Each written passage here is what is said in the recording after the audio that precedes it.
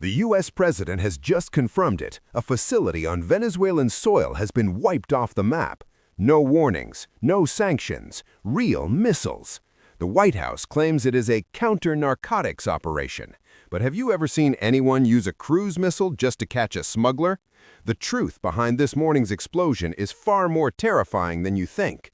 This morning, December 30th, 2025, history turned a bloody page. From Mar-a-Lago, President Donald Trump declared, "We hit the dock area. It is no longer around." The target was a secret harbor allegedly used by drug submarines. But look at the map. This is the first time in the 21st century that the U.S. military has launched a direct, open strike on mainland Venezuela. It is no longer a proxy war or a silent coup. This is an act of war. And it happened just days after the U.S. Navy seized Venezuelan oil tankers in the Caribbean. The noose is tightening around President Nicolás Maduro. But why now? To understand this explosion, we have to rewind. Washington didn't just wake up and decide to fire missiles. First, it is the return of Donald Trump. With his America First policy, he views the current Venezuelan regime as a threat that must be removed immediately. There have even been rumors about the privatization of war, with figures like Eric Prince suggesting a $100 million bounty on Maduro.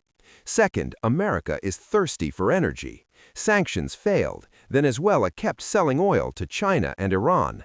The U.S. realized that only force could cut off the money flow. Today's strike sends a clear message. We won't just stop your ships at sea. We will destroy where you load them. But the roots of this hatred go back 20 years. It started with one man, Hugo Chavez. When he took power, he did something that made the U.S. furious. He nationalized the oil industry.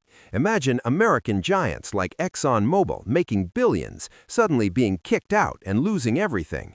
Venezuela went from being America's gas station to public enemy number one. On top of that, there's the Monroe Doctrine. The U.S. considers Latin America its backyard. Yet Venezuela opened the door to Russia and China. Russian bombers landing in Caracas, Iranian warships in the port. To the Pentagon, this is like the Soviet Union putting missiles in Cuba in 1962, a knife right at America's throat. Ultimately, it all comes down to one thing: black gold. Venezuela has the largest proven oil reserves on Earth, more than Saudi Arabia. In a world where energy is power, the U.S. cannot accept that this massive treasure chest sits in the hands of a government allied with China and Russia. Many analysts believe the war on drugs is just an excuse. The real goal is to control the biggest oil tap in the Western Hemisphere. Whoever controls Venezuela controls energy security for the next 50 years. Today's dock strike might just be the opening act. Is the U.S. planning a full-scale invasion like Iraq in 2003?